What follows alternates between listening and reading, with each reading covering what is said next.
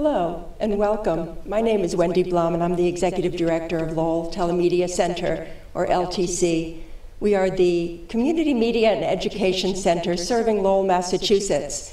And although our focus is primarily local, we also like to discuss issues of national and world importance. And I'm so pleased today to be welcoming some dignitaries from Africa. Before we begin, I'd like to introduce City Councilor Rita Mercier. She's a longtime councilor here in the city, and she's going to welcome you as well. Thank you very much, Wendy. My name is Rita Mercier, and I'm very honored to be here as we welcome very special guests from Cameroon. As we have in 2002, when I was the mayor, we welcomed the King Agualfo at that particular time. And then when City Councilor Bill Martin was the mayor, we honored him again. He honored us, I should say, with his presence when he came before the council again. And today we honor the dignitaries that are here. Thank you very much for being here. On behalf of the mayor, Bill Samaras, and my colleagues in government, I want to thank everybody for getting on board, and LTC for having this beautiful gathering so that we could talk about their country and the atrocities that are happening. I want to say that sometime in September of 2017, as a city councilor, I made a motion if we could form a resolution to say that we are against the human rights abuse that has taken place in Bamenda, because this is a terrible situation that's happening.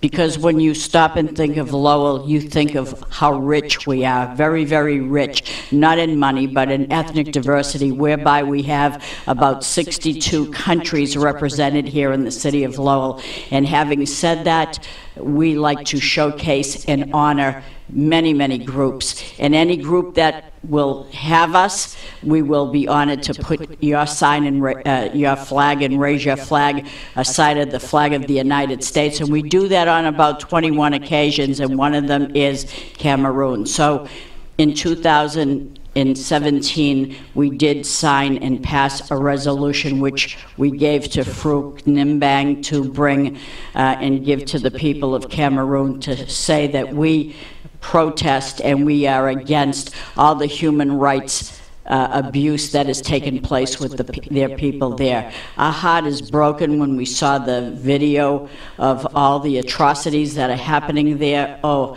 how can that be when Lowell is so free and so transparent and so rich in people and their culture, where they share their culture with us. So I'm honored to be here today to say a few words, which was a little bit more than few, but thank you so much for being here. Thank you for letting us be a part of it, and if we could stop this immediately, we would. But our heart is broken to know that this continues. So if any part that we can play to help you, I offer that to you on behalf of my colleagues. I know that I speak for them as well when I say whatever we can do to help you, we will. So thank you very much, Wendy. I'll hand it back to you. Thank you so much. Thank you, Rita. Thank you. Thank you so much. Okay, and now I'd like to introduce Farouk Nimbang. Mr. Nimbang is an LTC board member. He's the convener and producer of this program and other programs about the dire situation that's happening in his home country of southern Cameroon, or Ambazoina. Farouk is also an immigrant from Cameroon, and he is a very well-respected community activist here in the city. So, Farouk. Thank you very much, Wendy, and thank you, my favorite Councillor Rita Mercier. You work so hard for the southern Cameroon. What you've done the world over is appreciative, and we thank God for you. My name is Farouk Nimbang. I was born in Mankon, Bamenda. Bamenda is a sister city with Lowell, and Lowell is the United Nation of cities. They open their arms wide to welcome us warmly, and that is manifested in so many things.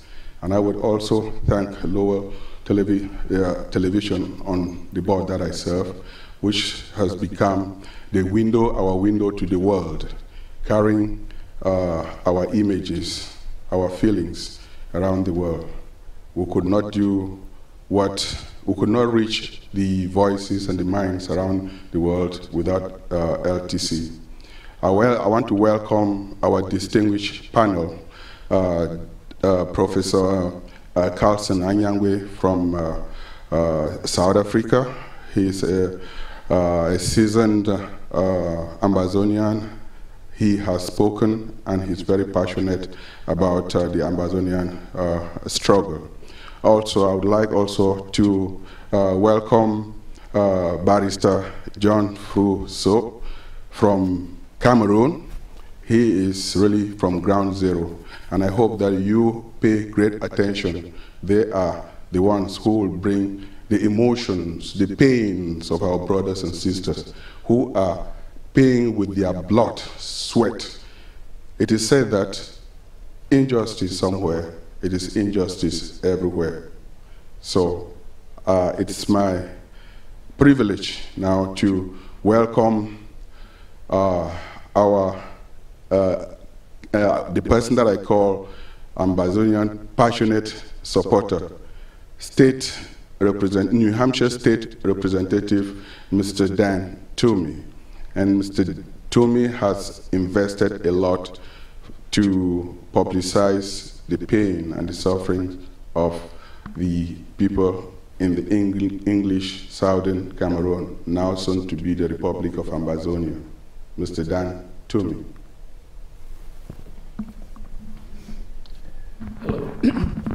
Hello. New Hampshire is a neighboring state we're in the state of Massachusetts, and it's only about 10 miles away from here. I'm in the legislature there, and I've been involved with the African community here in Lowell for many, many years, and actually we film the annual African Festival, which takes place here in Lowell every year. So I'm really concerned. I've been a close friend with Fru for many years, and I'm really concerned about what's going on in southern Cameroon. And so, I'm here today to lend my support, and I wish them well, and I hope that this video will reach more people in the United States so that they can be as concerned about it as I am. So I'm going to introduce Caroline Gallagher, who is our news director here. You need this? No, I don't. Okay. Thank you, Dan. Welcome to the African Hour. And I'd like to introduce our two guests and give you a little bit about the background, their long backgrounds. To my left is Professor Carlson Anyangwe. He's a senior legal academic of many years standing. His struggle credentials go back many years. He's written extensively on the Ambazonian national struggle and is the author of several legal texts. His area of legal focus are public international law, international and regional human rights law, and criminal law and procedure. He served as the Executive Dean of Laws and Director at Walter Sisulu University in South Africa. Welcome. Thank you. To my right is Barrister Fru John So. He's an attorney at law.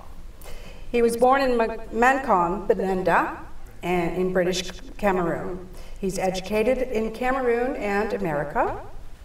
He holds a Bachelor of Art in Economics and a Juris Doctor of Law from Texas Southern University in Houston, Texas in 1984. Barrister Fru has been practicing law in the Douala, Cameroon for the last 30 years. And excuse me if I'm getting the names a little bit messed up. He's presently the lead defense counsel for acting president of Ambazonia, Sisiko Ayuk Tabe. On September 25th, in 2017, Mr. Sisiko Ayuk Tabe visited Lowell and was a guest here in the studio at LTC. Welcome, gentlemen. Thank you very much. On behalf of the citizens of Lowell, I would like to once again welcome you to our state and to our city. Before we begin the discussion about what's happening right now in Cameroon, would one of you be able to just give us a very brief history of the struggles that got us to where we are now? Okay, brief. What used to be called the British Southern Cameroon was the trust territory of the United Nations, administered by the UK government. It achieved self-government way back in 1954. And in 1961, part of the United Nations decolonization agenda was to ensure that colonial powers handed power to the colonized people, or were granted them independence. In the case of the British Southern Cameroons, we had a situation where rather than hand independence over to the people, the United Nations and Great Britain came up with a theory that for them to achieve independence, they had to do so by joining either of its neighbors, Nigeria or French Cameroon. It was very bewildering to the people, and it was not acceptable, and they made it very clear. But this one rammed down their throat, and they were told they had to subject themselves to a plebiscite before 1962, and that they had to choose between joining Nigeria or joining French Cameroon. The plebiscite that was held in February, the result showed a preference for joining French Cameroon rather than Nigeria. But the term joining was clearly understood, agreed as between the Southern Cameroons and French Cameroon, that the word joining meant federating. And that was the understanding that was given to the people when they went to the poll. And the second understanding was that French Cameroon made it very clear at the United Nations that it had no intention whatsoever of annexing the British Southern Cameroons if it opted to join them. And this was because there were a number of states that expressed anxiety at the United Nations about the possibility of French Cameroon annexing the British Cameroons. So no sooner had the plebiscite result been announced, the United Nations met in April 1961 and adopted Resolution 1608. And that resolution, the adoption of that resolution, curiously, French Cameroon voted against that resolution, cast a negative vote. And since then, everything has been one problem after another.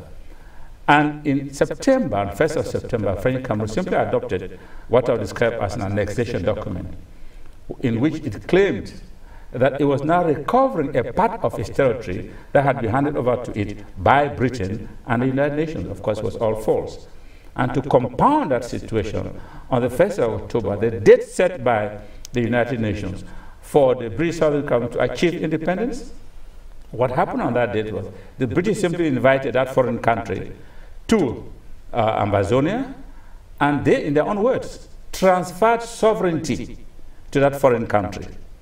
So the result, therefore, was recolonization and not decolonization as the United Nations had hoped. So, contrary to what many people do think, the termination of trusteeship on 1st of October and the departure of the British from the Southern Cameroon did not result in the freedom of the people of the Southern Cameroon, because French Cameroon simply took over the territory, moved in its troops, sent in the civil administrators, and they've been in occupation since today. And their policy has systematically been to assimilate these people, to destroy whatever heritage they've had from the British, who were their colonizers, the legal system destroyed, the educational system, the plundering and looting of the economic resources, with nothing whatsoever coming to the Southern Cameroon. And these are the root causes of the particular problem. The fact that rather than decolonize its territory, the territory found itself being recolonized by a neighboring African country, what I describe as a black-on-black colonization. If that colonization had been white colonization, everybody would easily have seen it. But because it's a black country, colonization not a black country, it has been hidden under the veil of a so-called African unity. So that is the problem, root cause. And what people saw in 2016 was only the end process of a process that people have lived over many years, many decades, have been protesting. Memoranda upon memoranda have been sent to the French Cameroon government. Protests have made.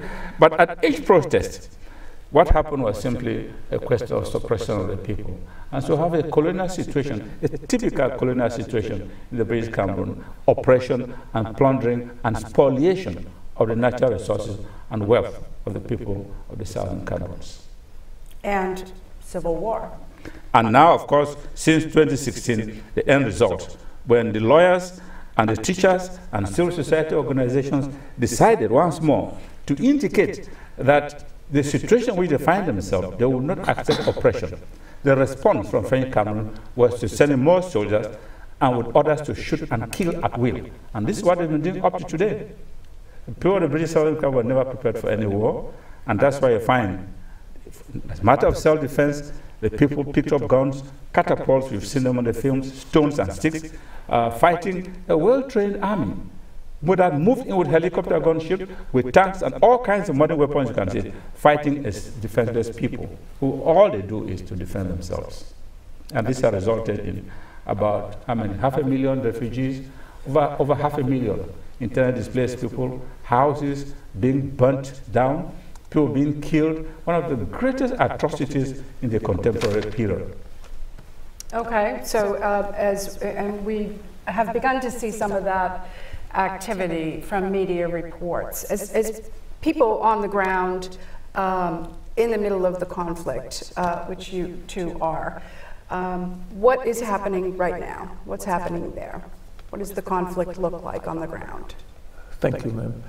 What is happening right now is what happened in 1984 in Rwanda. There's active genocide going on right now. Before I give you the graphic situation as what is happening on the ground now, I would like to tell you how it started. On the 22nd of September 2017, our people came out with peace plans to demonstrate. Now, Republic of Cameroon, there's a French Cameroon, opened fire on some of our people on that day. Nothing, we didn't fight back. On the 1st of October, our present president, who you have received here, Seseko Ayuktabe, you received him here, he declared, he restored our independence. And after that day, 1st of October, we lost 122 youths. They were gunned down. The French Cameroon was using helicopter gunships. They were using artillery. They used all the means they could, and 122 people were killed that day.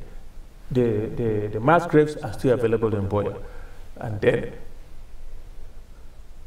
So that was about a year and a half ago? Yes, that's about 2 years ago. Okay. The army moved in, and we're going from house to house, taking out our young people, shooting them on the legs, shooting and killing some, and so on and so forth, until the 30th of November, when the present president of French Cameroon, Paul Biya, on arrival from Côte d'Ivoire, declared war on our people on the 30th of September 2017.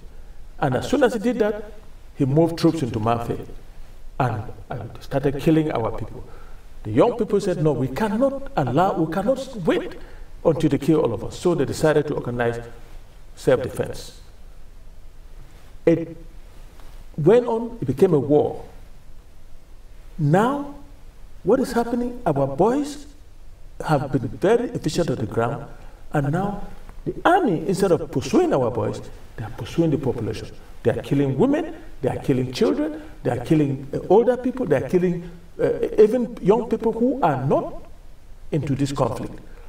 They go from house to house, they remove children from the ages of 8, 10 to 16 and kill them because they want to eliminate the coming generation like our generation. And it is a genocide situation in the Cameroons. We have now lost more than 10,000 of our people. Not people carrying, I cannot say there are people carrying guns, but the civilians, the population, they have no difference between, they don't make a difference between who is carrying a gun, who is not. And they have burned down 215 villages in our country, Ambazoina. right now as I speak. And it is continuing. The latest one is coming from Kumbu. Kumbu is it's a city in the north of Cameroon, in the north of Ambazonia, in a division called Bui. They have destroyed that whole city. They have destroyed the villages around. They've killed. We cannot begin to tell you. The bishop of Kumbu has issued a statement saying that in 7 months, the Cameroon army has killed 370 civilians in Kumbu, in the diocese of Kumbu alone. So that is what is happening. We are losing our population. I don't know whether it's a design, and we are very surprised that the United Nations is quiet.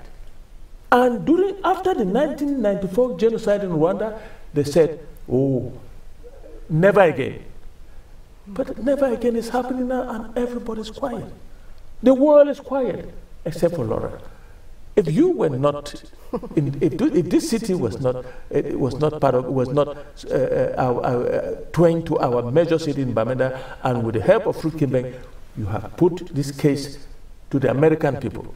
And the American people now know that there is a genocide going on. And that is why the US Congress is talking now. Everybody is talking. But the United Nations is still quiet. I cannot understand that. But I want to tell you that we are hurt, all of us. We are hurt, and we are not free. You can be gone down anytime, anywhere, if you show up in Ambazonia. They open fire on people's cars. They do whatever they have to do. If they suspect that you are not part of them, they just shoot you down. So that's what is happening now. Would you like to add to that? Yes, I just want to say personally, I'm a law professor, when I see the way the French Cameroon military is conducting this operation, I just cannot understand what their war aims are, or what their games are. They have been using rape as a weapon of war. The reason why they do that, I know, is very humiliating, not only to the women, but also to ourselves who come from that territory. It's a thing of shame for us.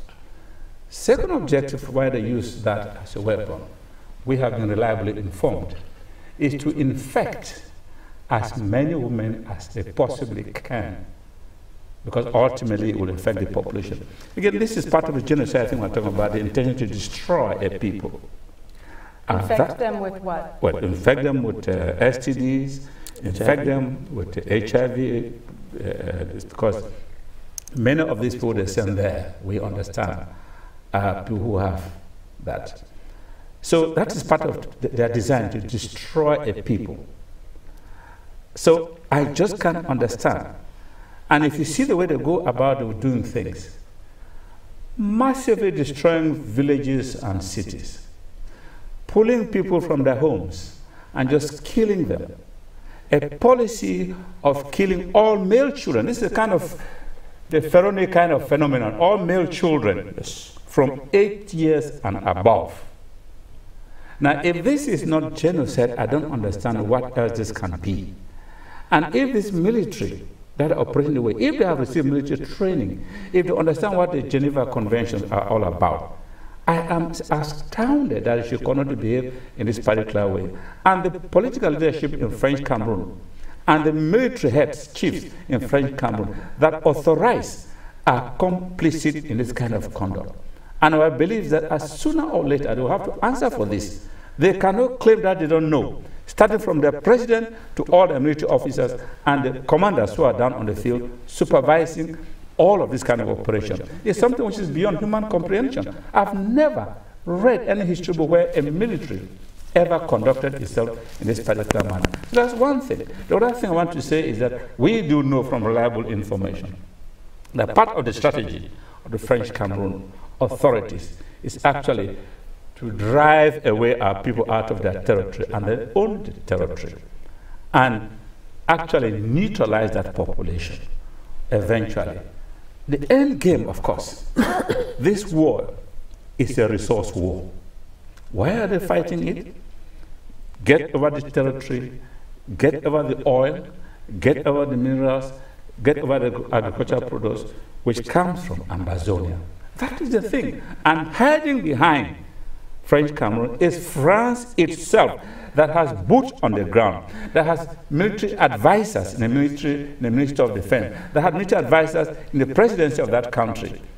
We know all of this, and that is using Chadian mercenaries to fight on their behalf. This is a terrible situation. You have a people who are armless. They have no arms and so on, facing the might of French Cameroon, combined with French army, plus the surrogate of France, for example, Chadian soldiers who are there. So this is the kind of situation our people are facing. But I can assure you, quoted from one other war strategist who said, well, there are about 8 million Ambazonians. Well, let us concede that they kill about another 4 million. We shall still have another 4 million Ambazonians left to ensure that there's victory at the end. To add, yes, they had developed a policy from the beginning to ensure that they get most of our intellectuals as much as possible into prisons. On the 5th of January, they connived with the Nigerian government, captured our leaders of Nigeria, detained them in Nigeria for 20 days, threw them in a military aircraft like cargo, and flew them to the capital city of French Cameroon in Yaoundé. They are now languishing in jails, and those are the people I defend. I'm leading a team of more than 100 lawyers. We are now defending our leaders, not only our leaders. We have Ambazonians, more than 2,500 in jails, mostly in French Cameroon jails. Since French Cameroon jails are filling up, they have now decided to be putting some of them in jails that they run in Ambazonia. We have more than 450 in Boya and more than 400 in Bamenda. But the bulk of those people that they are detaining are in French Cameroon, particularly in the 2 major prisons in Yaoundé, the central prison and the principal prison, where our leader is being held. And this is intended to make sure that they break us as much as possible. And we are fighting back. We are fighting back because the lawyers that we have put together, we will make sure that our leaders are not arraigned in the leaders who were taken from a foreign country in violation of international law, the Convention for the Protection of Refugees, which was promulgated in 1951 and ratified by Cameroon in 1961, was blatantly violated by both Nigeria and Cameroon by ferrying our people from Nigeria who were already refugees and asylum seekers. They flew them into Nigerian prison and the Cameroon prisons, and we have decided that they will not be arraigned. We will have to go through that law where we have about 3 or 4 objections, liminalities, that we have put forth to ensure that they don't open that trial. And that's where we are. They have already passed, they have already done more than 14, 15 months in jail, our leaders. Our people are in jails all over the country, especially Yaoundé, Douala, and Bafoussam. So that is where we are. And not only that, today, I can tell you that we have more than, they have killed more than 10,000, going to 12,000 of our citizens. If you don't call that genocide, what do you call it? They are targeting young children, like the professor said, from 8 to about 18. If you are on the street or you are at home, you are not safe. Even at home, the secrecy of every human being is home. If you are at home, you are not safe. So they go in and they take them out and shoot them and kill them. And if you are lucky they are not killed, they disable you. Okay, let me just add to those statistics. Okay. You say, yeah, barristers talk of 10,000 killed. Of course, these statistics, about 12,000. Yeah, they're conservative, isn't it? Yes, very conservative. We know they are much more higher than that. They are much more higher than that. They seem like for refugees, they seem like IDPs are much more higher than that. I just want to add that you hear people say that the leaders, our president was extradited from Nigeria. There's no such thing. It's a big lie. There's no such thing. You don't extradite people by going gangster-like or terrorist-like, which is what French Cameroon did. You must go through extradition is a process. Judicial process. We're talking, yes, of surrender through a process that has been handed over. So when you hear people say that, sometimes I say, well, perhaps because they don't know the legal nuance in all of this and all of this jam. So there was no such thing like extradition. These people, our leaders, were held incommunicado in Nigeria for 20 days, they said, and then for how many months in 11 months, Cameroon? 11 months underground incommunicado. I just want to say that outside here, when you hear people are in jail, where I think of American jail kind of, there's no such thing. No. You need to see where these people, life-threatening, they're sleeping on the ground. And there's a bucket by the side, in the room, small room like this, well, how many people are massed there? And that's what they call jail. That's the kind of condition under which they live. It's not a jail at all. This is a concentration camp. It is worse than a concentration camp. Well, some of the people that you're speaking about were here in Lowell in September 2017. Siseko Ayuk-Tabi, he's the interim president of British Cameroons, and we welcomed him here to the city, and he was here in this studio. He was among those that were abducted in Nigeria and taken to Cameroon. And so specifically, how are they doing, the people that were here? Yes, I can report that they are doing well, given the circumstances. The first time we met them, three lawyers met them, we had to do everything to meet them. And they will stop at nothing to stop us from meeting them. And when we finally met them, they came out white because they had not seen the sun for 11 months. They had been detained underground for 11 months. Yeah. So when we saw them, we immediately filed what you call a habeas corpus writ to have them released because they were detained illegally. And it is that procedure that we initiated that forced the door open.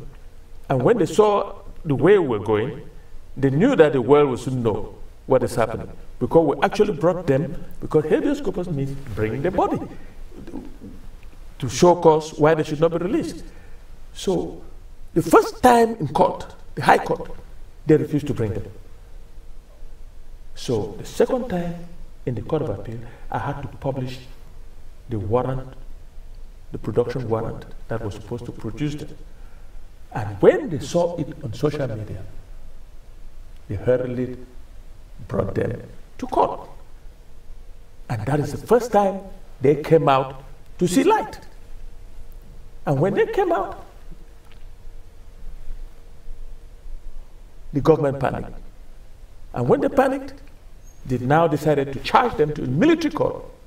It's not the ordinary court, military court, and then transfer them to the open prison where they now have a little bit of liberty, but you cannot talk of liberty while you're in prison because, like the professor described, the conditions are not any different. So they are doing well given the circumstances. And Siseko Ayuk-Tabi, our president, sends his greetings to the city of Lowell because they knew that I was going to come here. And they said that I should carry their warm greetings to this lovely city, and that this city will never get out of the memory of all those who will finally rule Ambazoina. Well, please send those greetings right back to him. Can we talk about the push for independence of British Cameroon? Yes. From the perspective of the British Cameroonians, known as the Republic of the Ambazonia, there are three actors or three stakeholders in this push for independence. So you have the British Cameroonians on ground zero, who are bearing the brunt of the killings, British Cameroonians in the diaspora around the world, who are playing a supportive role, British Cameroonian lawmakers who are currently serving in the National Parliament. Can you each elaborate on the role that each of these stakeholders are playing, and how well do you think they're doing, and what do they need to do further? First, our fighting forces, for lack of a better word, because forces, they are not trained, they have no arms, they have nothing, just using basic rudiment. The best they have is some den guns, hunting rifles, that's all. I think they've surprised the enemy. The enemy had talked about a walkover within a matter of days. More than 2 years, the enemy has not been able to make any inroad. This is just sheer bravery on the part of these boys, on the part of our fighters, whom, as I keep on saying, have no military training whatsoever. They have no weapons whatsoever. And that is the situation when you attack somebody in his house. He has to defend himself, exercising the right of self-defense. And the enemy has no reason for being where they are. They have no reason for fighting where they are trying to fight. I don't think they have any motivation. They don't have, and they ought not to have. So the boys are holding their own very, very well. And I say boys loosely because the fighters are both girls and boys who are fighting. Many people don't talk about the women, yes, but the women fighters are there. Yes, some of them are commanders. Only later on, I think after independence, people are going to see some of the ladies that are going to come out, and the world will be very, very surprised. So they're doing very well, and I've held out for 2 years with actually nothing. As for the second group, the diaspora has been very, very instrumental, not only providing material support in terms of humanitarian support, in terms of trying to provide clothing for the fighter, in terms of trying to see how much medicine or food can be given to the fighters. And they have been of tremendous moral support, and also internationalizing the situation in which we found ourselves and this conflict. So they have a very critical role to play, and they continue to play that role. And they vow that this role will continue so long as the colonial oppressor and occupier continues to be in Ambazonia. So they are doing extremely well, to my estimation. The last group, of course, is that of the parliamentarians. This is one of the tragedies we have, that we have Ambazoina who turn collaborators, collaborating with the enemy, fighting against their own people. We had expected that given the dire situation, and they said, no, we refuse to be co-opted in the colonial system, and therefore change. But they haven't. We've had a number, 1 or 2 cases of who have stood out, even in their own parliament there in French Cameroon, and told them that what they're doing is wrong, and that there's no way they're going to defeat Ambazonia. And this has had tremendous echo outside. But of course, the policy of French Cameroon is to say what is happening is happening in a foreign land, and that issue cannot be discussed in their parliament.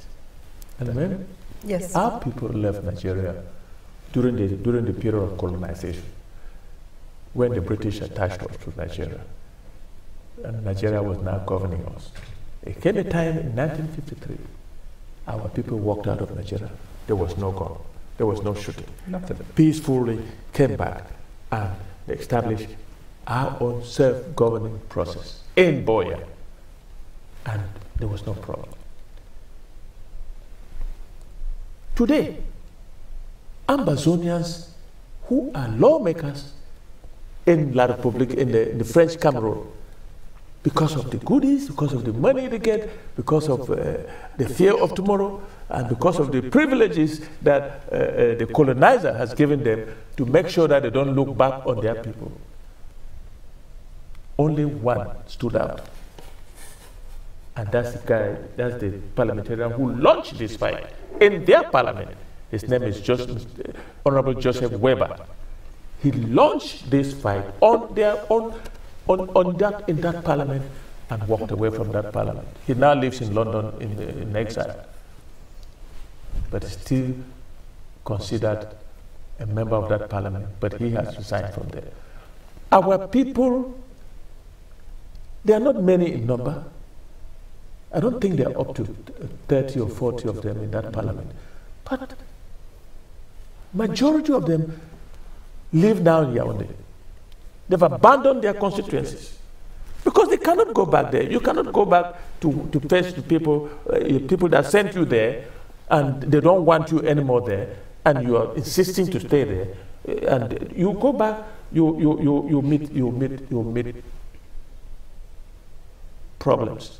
So they all now live in the capital city. Nobody's returning. Even one who just died recently. Yes. I don't know how he's going to, how the body is going to be buried. Yes. I just want to, just 30 seconds to emphasize the point which Barrister made about our exiting from Nigeria. And that shows the difference of cultures, of civilizations. Here we are, the British administered British Cameroon as an integral part of Nigeria. But we kept telling the British that we're not Nigerians. I don't intend to be Nigerians. And when the time came, our people said we're leaving. We're exiting Nigeria. Nigeria did not go to take gun to fight us. No. They said, no, that's a democratic process. That is what you want. Go ahead. Here we are with a people of a completely different culture, where their first language is violence and nothing else. So, if it were, I've always said this, if we're confronting an English-speaking country, this situation will not have arisen. They would have said, we'll respect our views. You want to stay on your own, fine, we'll respect our views. After all, it was not by gun that the federation took place with French Cameroon. So this is very important for people to always think of. Two different cultures here, two different peoples, two different territories that are clashing here. And the example of parliamentarian is a typical situation where you find people living in Nigeria peacefully, Nigeria not lifting a finger, and here we have finding people who are holding us, virtually holding us hostage, as it were. And to add, our people are fighting to defend their homeland. We have not crossed 1 inch of the colonial boundaries between us and French Cameroon. It's French Cameroon that has moved troops into our territory and invaded our territory. They are fighting and killing our people, and we are defending. So when I hear some people say, oh, they have this violence on both sides, how can you, somebody enters your house to kill you and you defend yourself, and while they are charging him for war crime, they also want to charge you for defending yourself? It's never heard in the Western world or in the world in general, except in the French world, in the mentality of the French world. I don't understand it. People are fighting for self-defense. And some people sit somewhere and say, oh, the atrocities are on both sides. How can you be defending and committing at the same time an atrocity when somebody with his guns, with a trained army, they call themselves professional army, helicopter gunships, rocket launchers, every weapon, modern weapon in this world is being used on Ambazoina. And yet, some people say atrocities have been committed on both sides. I want the American people and the world in particular to know that we have not crossed 1 inch of our territory, and we are defending only our territory. My list of questions here is from Ambazonians all over the world. So, Barrister Fru So, you were born in Bamenda. In 2002, Fru Kembang, who we met earlier at the beginning of the show, he helped to establish Lowell as a sister city to Bamenda. Do you or your fellow citizens of Bamenda have any message for Lowell? Oh yes, we have a very important message for Lowell. Lowell has brought Bamenda into the limelight. Bamenda now, everybody in Bamenda talks about Lowell. Lowell is not only supporting Ambazoina, but they are supporting the city of Bamenda. I want to inform you, the citizens of Lowell, that Bamenda is, even though a war zone, is still hanging on, thanks to Lowell. Great. Professor Anyangwe, as one who has looked at for ideas and solutions for this crisis, what are you doing to create international awareness, and what do you see as the way out of this? The first strand of activism is, of course, to try to get the world to understand the situation which we are in, where we come from, and where we are going to. And part of that, in trying to conscientize the world, has been putting pen on paper, writing about our situation, and trying to get people to read about it, to be able to understand us. That task, I think, I can say now that in many respects has been achieved, because the Ambazoina situation now is generally known, although maybe sometimes nitty-gritty is still very blurred in people's mind and so on. But by and large, people have begun to understand and they've understood. The second thing is internationalizing the what is happening now on the ground and what it is that we need to do. And in that, I've been engaged in many activities with many state and non-state actors to explore ways and means of ensuring that this whole nightmare comes to an end.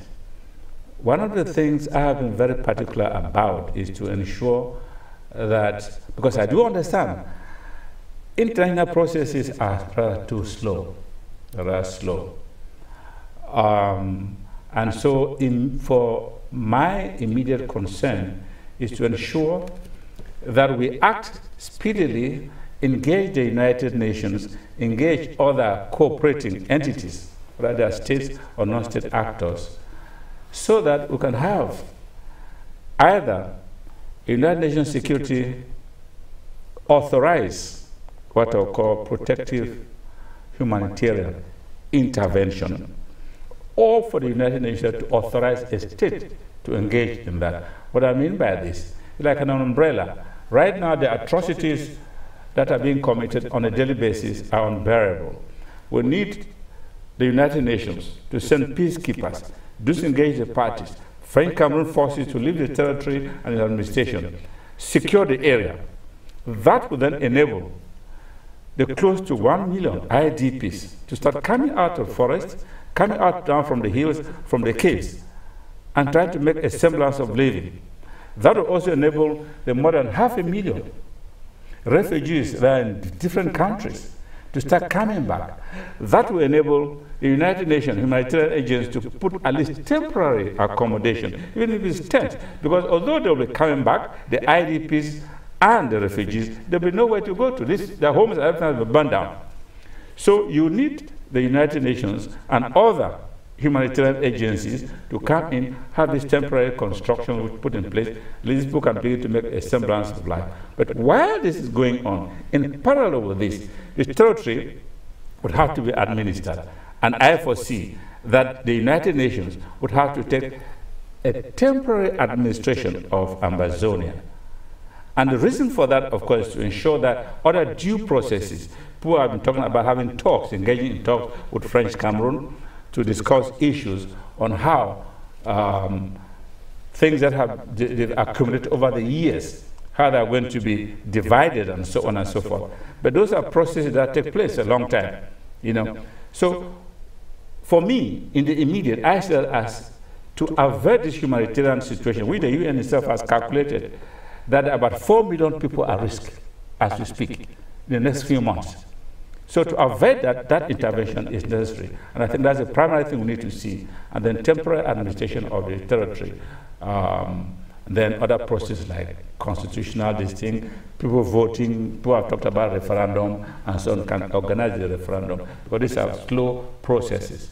That's how I foresee it. And that has been my thrust and my thinking and my effort, which I try to share with state and non-state actors that I come across. And me coming from what I call Ground Zero, from Ambazonia, I don't think anything will take place without a ceasefire. Because the level of fire, the level of killings is so high that if we don't stop the killings first, and immediately, as we speak, by the time anything is happening like the professor has just indicated, they would have wiped out almost more than 20,000, 30,000 of our people. So immediate ceasefire for anything else to take place. And right now, the French Cameroon is not interested in any ceasefire. It's only the United Nations that can bring that to bear. I don't know how to do it, by peacekeeping force or by intervention force or whatever. But the immediate thing now we want is cessation of hostility so that humanitarian activities can happen. Right now, as I speak, you cannot carry out any humanitarian activity in Ambazonia because of the level of fire, the firepower. Knowing what we know about dictators around the world and what you describe as the ruthless regime taking place in French Cameroon, how safe do you feel, and the legal team that is working with the detained leaders, how safe do you personally feel? We are not safe. Even me as I speak. As I'm going back, I'm just taking the risk. When it happens, it happens. We are not safe. They follow us all over. They take pictures of our houses. They take pictures of our cars as we come and go. But some of them, their surrogates have even attempted to capture some of our lawyers and catch them to pay ransom. And we are not safe, to tell you the truth. But as I speak, I will be going back. I will be going back because I have given up my professional life to defend our people who are in jail. I cannot stay more than 15 days in this country while our people have, the trial is coming up again on the 8th. I took upon myself to ask for an adjournment before getting here. Now, it may be adjourned in May, and I must be back to prepare for the trial with my colleagues. And they are on the ground now, and they are working very hard. And I cannot wait to join them. But we are not safe anywhere in La Republic du Cameroon or in Ambazonia. Yeah, I think there's nothing that's off the table on the regime we were described, which is a despotic regime. This is a regime that's on record, has killed so many priests, so many bishops, there's nothing which is off limit for them. And so anybody in that environment knows that you're living just from hour to hour, and anything can happen. So I think these learned colleagues, they're putting their life literally on the line. But I think they have to do what they have to do. And I'm sure they are very much aware that it is very, very possible, very probable, that they might be killed. And if that were to happen, I would say, God forbid, I will not be very surprised at all. There are no respecters of persons. Doesn't matter who you are. There are no respecters of persons. People who go around shooting and killing men of God, they will stop at nothing. You mentioned using rape as a weapon of war, burning down hospitals, destroying educational institutions, and targeting young men for extermination.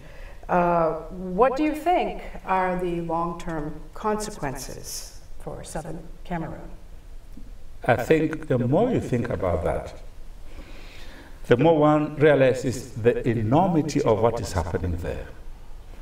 So quite apart from the immediate death which you see, the contamination you see about the infection, you will see that much more later. That will manifest itself later. Yes. It's going to affect the population. We are going to have a population imbalance because you are targeting the young people and killing them and so on. So you're going to find a situation where socially you're going to find there are more women than men, and it creates an imbalance. We have already begun to see examples of this social imbalance. Before, in our culture, men are the ones who dig the graves to bury the diseased and so on. Women are not digging. Roles have now changed because the men have been shot and been killed. The women are the ones digging the graves, touching dead bodies and burying them. This is something which is unheard of. So the long-term consequences do not even end there. The fact that we have boys and girls in the fighting, and the fact that these young men have been targeted, there will be a generation that will have no education. And that's going to have long-term repercussions. So we can talk about this maybe subsequently, but the consequences are enormous. I don't want to talk about the destruction because we'll start building literally from scratch. There's nothing that we have. Nothing. Not even a 1 kilometer of road or anything. We just have a few minutes left. Would you like to add to that? And to add to that, I have one case study. There are so many of our women in jail, but as a consensus rate. A young lady came from Kumbu. He's now in central prison in Yaoundé. She was beaten by the military because they came for her husband, they didn't find her husband. About 5 of them raped her seriously all night and then carried her and dumped her in a vehicle and brought her to Yaoundé. She gave me a vivid account of what happened. She committed no offense except that she was married to somebody whom they suspect has guns.